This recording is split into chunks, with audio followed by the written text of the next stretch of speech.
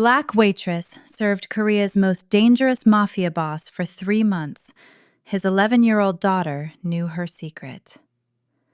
She had memorized the way he took his coffee. Black, no sugar, served at exactly 68 degrees. Too hot, and he would slide it back across the marble counter without a word.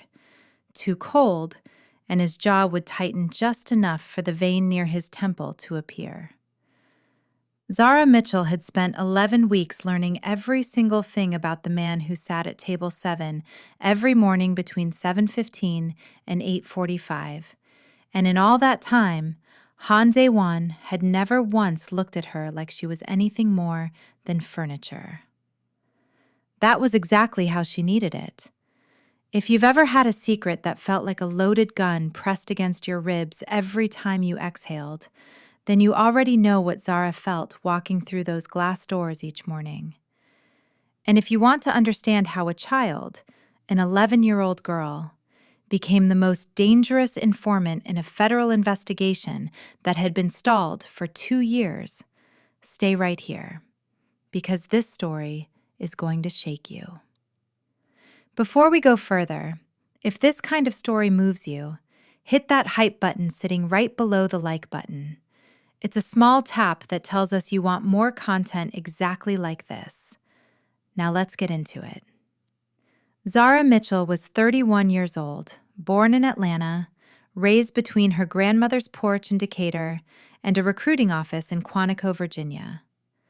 She had joined the Bureau at 24 after finishing her criminology degree in 3 years flat, and she had spent the last 4 years embedded in financial crimes before being pulled sideways into a unit most of her colleagues didn't even know existed. Her handler called it the Quiet Division. The Quiet Division did not do loud things. They did not kick down doors. They did not wear tactical vests or arrive in convoys. They arrived as baristas, as hotel concierges, as personal assistants, as anyone invisible enough to stand 5 feet from a dangerous man for months at a time without ever making him flinch.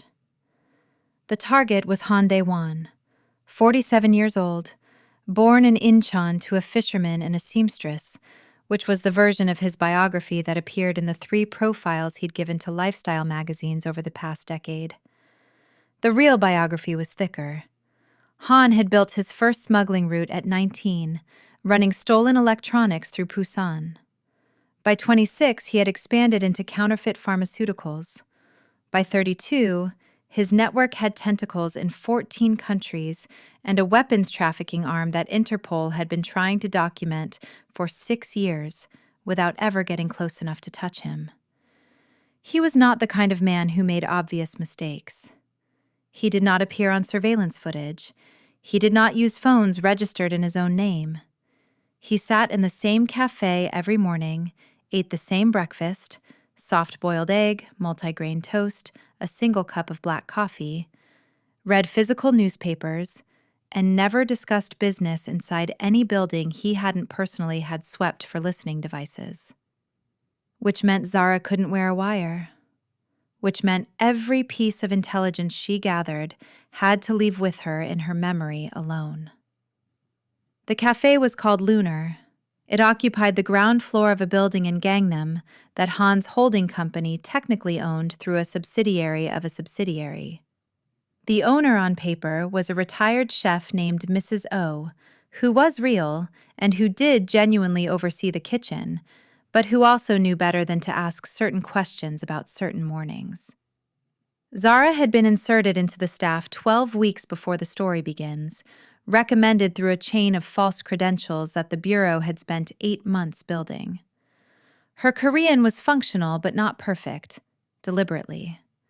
A perfect speaker would have raised suspicion. A foreign woman with decent Korean and exceptional coffee skills was the kind of curiosity that made wealthy men feel pleasantly superior, which made them comfortable, which made them careless. Not Han. Han was never careless. In 12 weeks, he had said 43 words to her directly, and Zara had written each one down from memory every night in the encrypted journal she kept in a climate-controlled case under the floorboard of her apartment. What Han didn't know, what nobody in Lunar knew except the Bureau, was that 4 of the men who came and went from Table 7 every morning were under active surveillance by 3 separate agencies across 2 continents.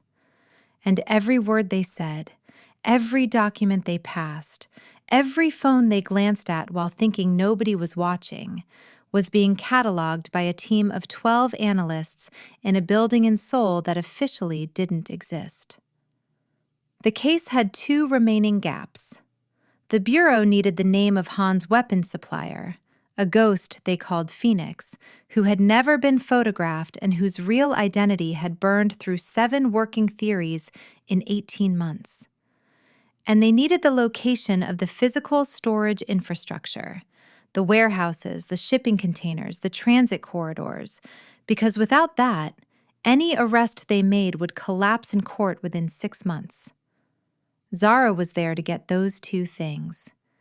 11 weeks in, she had approximately nothing. Then the girl appeared. Her name was Han Soo-ah. She was 11 years old, and she had her father's eyes. That same still, measuring quality, like a camera that never stopped recording.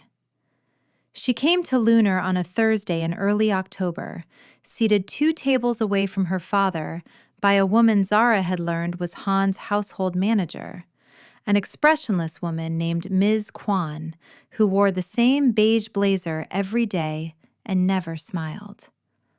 Soo-ah ordered hot chocolate, opened a book, and didn't look at her father once in the 40 minutes they were both inside the cafe. That was strange.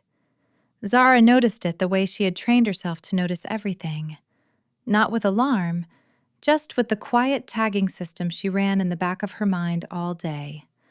Father and daughter, same room, 0 interaction. Child's posture, rigid. Child's eyes, moving, not reading. Performance of reading, actually. The girl was watching someone. It took Zara until the following Tuesday to understand who. On that Tuesday, Soo-ah returned to Lunar alone, which was not allowed. Ms. Kwan had apparently been delayed somewhere, and the girl had simply walked the 4 blocks from her school because she knew the neighborhood. And she sat at a counter stool instead of a table, which put her exactly within arm's reach of Zara's station. She ordered the same hot chocolate. She placed her book on the counter. And when Zara set the cup down and turned to reach for a cloth, the girl said in careful, accented English, "You are not a waitress." Zara didn't freeze. Freezing was the amateur response. She turned back, smiled, and said in Korean, "What makes you say that?" Soo-ah looked at her with those still, recording eyes. "Your hands," she said. "Real waitresses don't hold cups from the bottom like that. You hold them from the bottom so your fingerprints don't land on the sides. I've been watching you for 3 weeks." Inside Zara's chest, something ancient and cold began to move. "I hold cups that way because I burned my fingers last year," Zara said. "Old habit." Soo-ah tilted her head. "That's a good answer," she said. "You thought of it fast." She opened her book. "I won't tell him." She said it so simply, the way a child states that the sky is blue. Zara spent the next 6 hours running every possible version of what that conversation meant. She called her handler, a man named Reeves who had the emotional range of a spreadsheet, and laid out the situation in flat, precise language, and Reeves told her what she already knew, that the contact needed to be broken, that the child was a liability, that if Han Dae-won had any reason to believe his daughter was interacting outside normal parameters with the cafe employee, Zara's cover would be examined within 48 hours. She agreed with everything Reeves said, and then did not break the contact. Because Soo-ah had said something else. Something she'd almost missed because she'd been managing her own reactions so carefully. The girl had said, "I won't tell him." And then, a beat later, so quiet it barely existed. I need help. 2 words, and they had landed in Zara's body like a key turning in a lock she hadn't known was there. The next morning, Thursday, Zara found something in the tip jar at her station. This happens sometimes. Customers tipped in coins, occasionally in folded bills. What she found this time was a bill folded into 8s, and when she smoothed it out in the back room during her break, she found writing on the inner surface. Not a note, a sequence of numbers. She stared at it for a long time. She took a photograph with the secondary phone she kept taped inside her locker. Not the bureau phone, the clean phone, the one that existed entirely off the grid. And that night, she sat at her kitchen table and stared at the sequence for 2 hours before the structure of it clicked. It was a grid reference. Not standard GPS, an old system, the kind that appeared in certain types of nautical and logistics documentation. Zara had studied enough of Han's known shipping infrastructure to recognize the format, and when she mapped the coordinates, they landed on a warehouse district in Incheon, approximately 40 minutes from Seoul by car, near the port. A child had handed her a lead that 2 years of institutional surveillance had failed to produce. She pulled the photograph up again and looked at those numbers for a long time. And what she felt was not triumph. What she felt was the specific fear that comes when something goes exactly right in entirely the wrong way. She called Reeves. Reeves wanted to pull the coordinates through official channels immediately, run a physical reconnaissance within the week, and extract Zara from the cafe as soon as the lead was verified. Zara said no. There was a pause on the line that lasted long enough to be its own kind of sentence.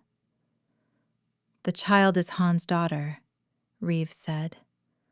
Whatever she thinks she's doing, she is not an informant. She is a minor in a compromised environment, and we are not running her. She came to us, Zara said. She came to you. That is different. And it is a problem we need to manage, not a resource we need to exploit. Zara understood what Reeves was saying. She had spent 4 years in this work, and she knew, on a structural level, exactly why everything he said was correct. You do not run a child.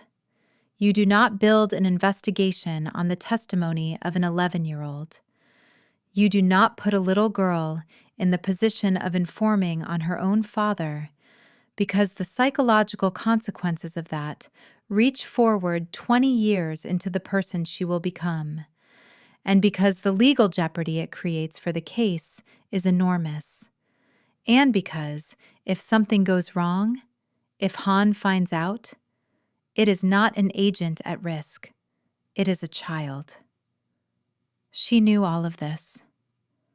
She thought about the way Soo-ah had said, "I need help," so quietly that it almost didn't exist. She said, "Give me 2 more weeks." The tips kept coming.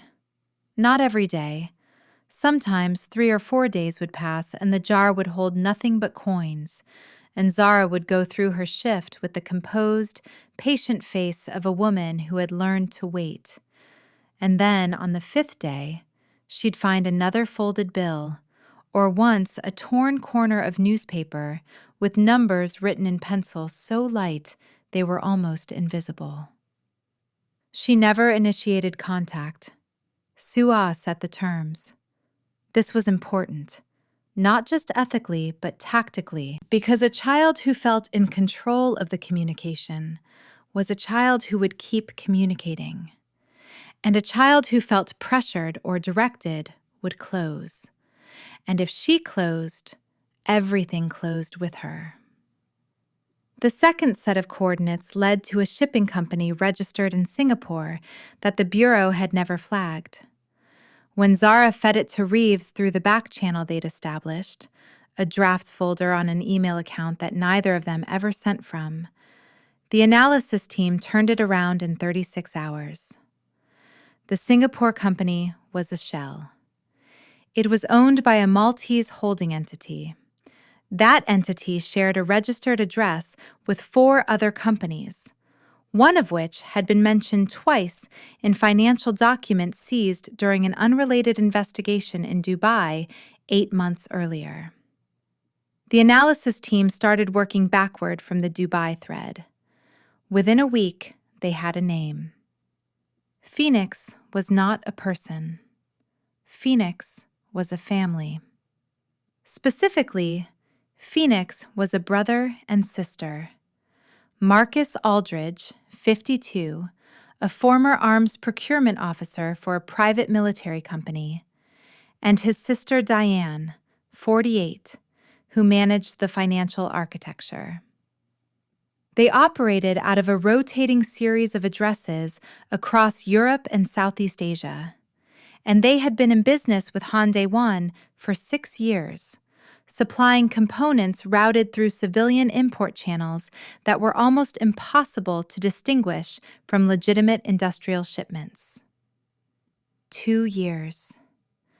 2 years the Bureau and 3 allied agencies had spent trying to find Phoenix. A child had handed them Phoenix in 3 weeks through a tip jar. Zara sat with that knowledge and felt something she couldn't fully name. It was somewhere between awe and grief, and it had everything to do with why an 11-year-old girl who lived in a compound with a household manager named Ms. Kwan and a father who owned the building she worked in would risk all of it to pass coordinates to a stranger. She needed to know. More than she needed to be careful, she needed to understand. The conversation happened on a Sunday. The cafe was closed on Sundays, but Zara had a standing arrangement with Mrs. O to come in and do inventory in the mornings in exchange for a small additional payment, a cover arrangement the Bureau had established specifically to give her access to the building on days when Han wasn't present. On that Sunday, Sue Ah appeared at the back entrance at 9:15. She was wearing a school jacket over civilian clothes and carrying a library bag, and she looked so ordinary, so simply like a child on a Sunday morning, that Zara felt the fear move through her chest again. "You shouldn't be here alone," Zara said. "Ms. Kwan thinks I'm at the library across the street," Sue Ah said. "I have 40 minutes. They sat in the back room with cups of tea that Zara made because it was the only thing she could think to do with her hands. "Why are you doing this?" Zara asked. Direct. No performance, no softness layered over the question. The girl deserved a real question. Sue Ah looked at her tea. She was quiet for a long time, and Zara had learned enough about her by now to know that her silences were not hesitation. They were architecture. She was building what she was about to say with the precision of someone who had spent a long time thinking about how to say it. "My mother," she said. Han's wife, officially, was a woman named Han Ji-yeon, née Sung. She appeared in social photographs from approximately 4 years ago and then stopped appearing. The official story, circulated in the closed world of Han's social circle, was that she had gone abroad for medical treatment. Zara had flagged this in her field notes early on. It was the kind of detail that didn't move by itself, but sat very still, waiting. "She's not abroad," Sue Ah said. Zara kept her face neutral. "She's in the compound, in the East Wing. She has been for 3 years. Sue Ah's voice was entirely flat, not because she was emotionless. Zara could see the emotion working beneath the surface like something moving under ice. But because she had learned, at 11 years old, to speak about terrible things in a voice that gave nothing away. Zara recognized that skill. She had spent years developing it in herself. The fact that this child already possessed it was the saddest thing she had encountered in a long time. "She tried to leave," Sue-ah continued. She tried to take me and leave. I was 8. I remember being in the car, and then the car stopped and there were men, and she said to me, "Go back inside, Sue-ah. Go back inside right now." And she was very calm when she said it, so I went. And she hasn't been in the main part of the house since then. The silence in the back room was complete. If he is arrested, Zara said carefully, the compound would be accessed. She would be found.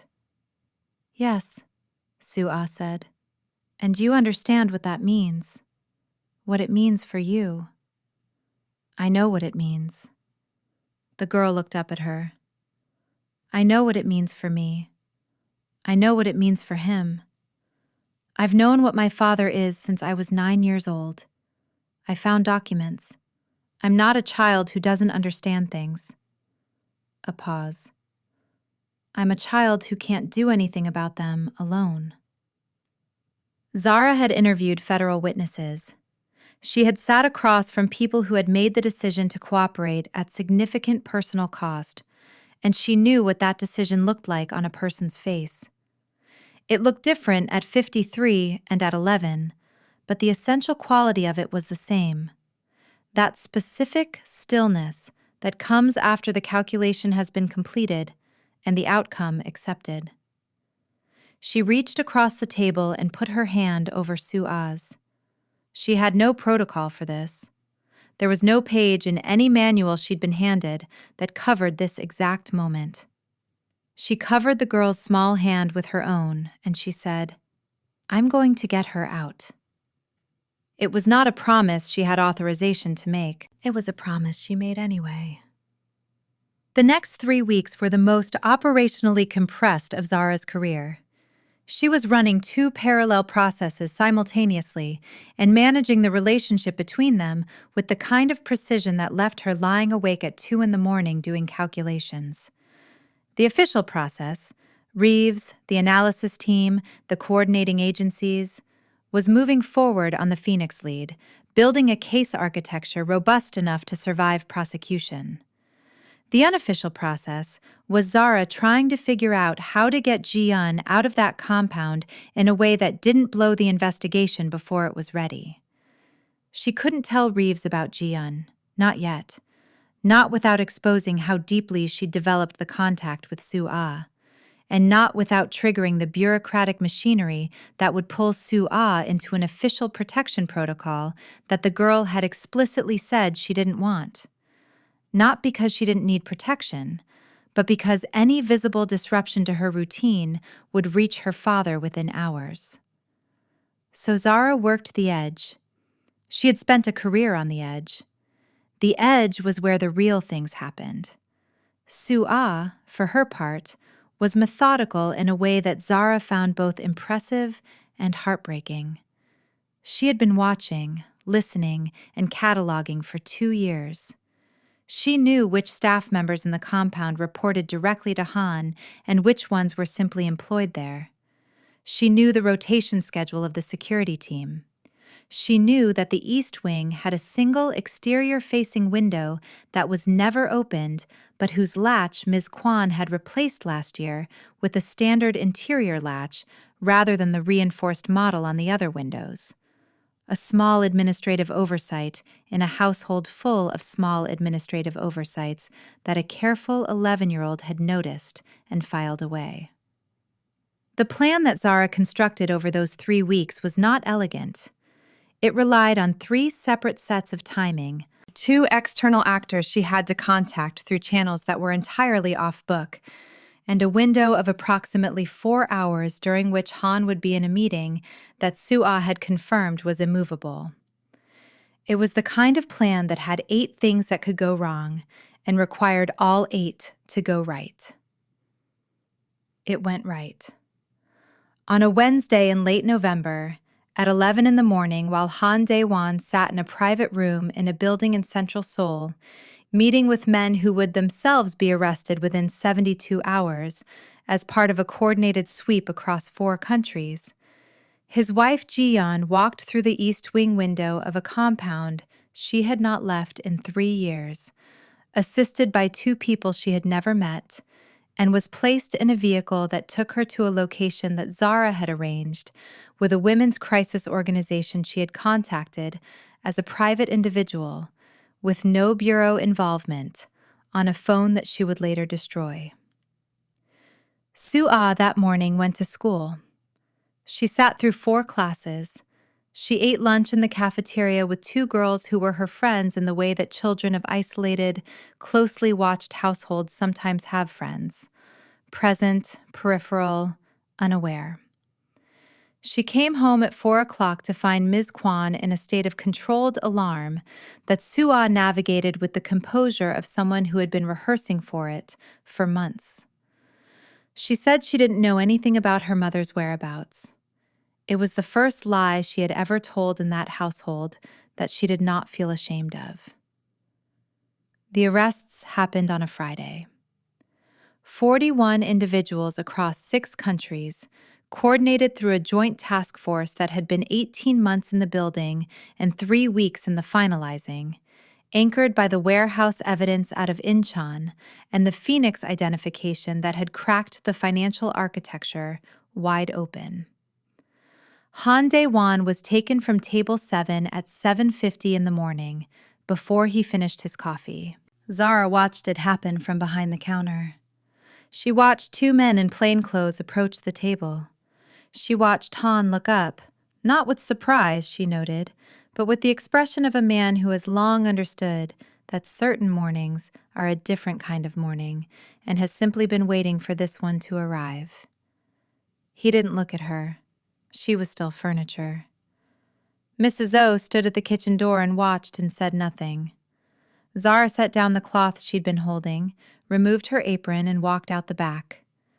She sat in her car for a long time. She thought about all the things that came next: the debrief, the testimony, the paperwork that would take months, the careful construction of a prosecution record that would not reference Sue-Ah by name or implication, which Reeves had guaranteed and which Zara had refused to proceed without. She thought about Ji-yeon, who was in a safe place and had been connected to a family law attorney and a trauma counselor, and whose future was genuinely uncertain in ways that Zara couldn't fix. She thought about the fact that a child had done what 2 years of professional investigation had failed to do, not because she was an asset or a resource or an instrument of justice, but because she was a daughter who was also, at 11 years old, someone's only remaining hope. She thought about what it costs a person to grow up the way Sue-Ah had grown up, the specific shape of the intelligence it produces, the specific shape of the wound underneath it. 3 months later, Zara testified before a closed session of a federal oversight committee. She described her methodology in precise, clinical terms. She described the intelligence gathering.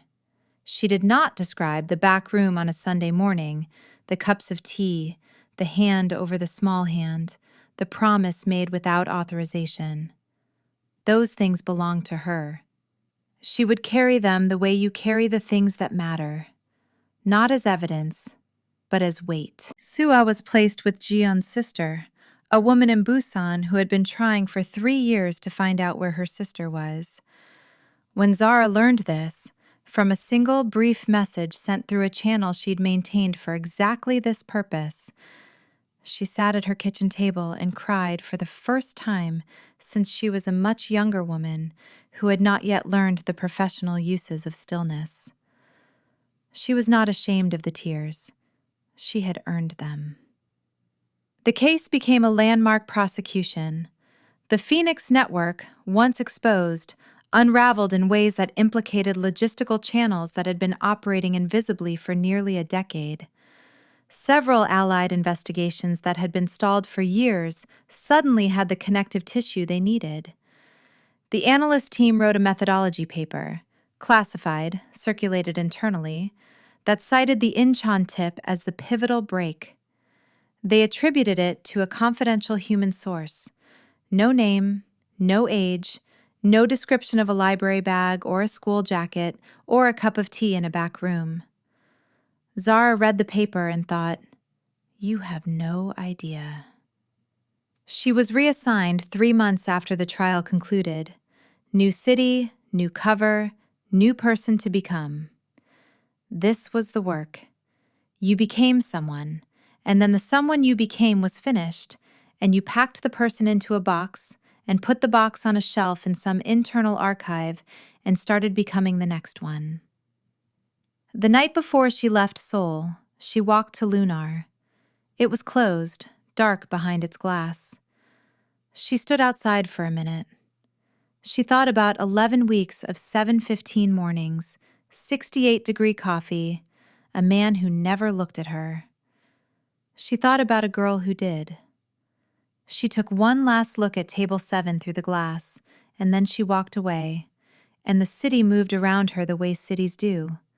Enormous, indifferent, full of people living their lives inside stories that no one on the outside would ever fully know. That is the nature of the work. That is the nature of every invisible thing that happens in the space between what people show the world and what they are carrying underneath it. A little girl decided to trust a stranger. The stranger decided to trust her back. And somewhere in Busan, in an apartment that smells like the sea, a mother and her daughter are eating dinner together for the first time in 3 years. Some stories don't make the news. Some stories live in tip jars and back rooms and folded slips of paper with numbers written so lightly they're almost not there. Some stories only exist because someone decided to pay attention. Zara Mitchell paid attention, and it mattered. If this story moved you the way it moved us putting it together, hit like, subscribe, and share it with someone who needs to hear it today. Stories like this deserve to travel. We'll see you in the next one.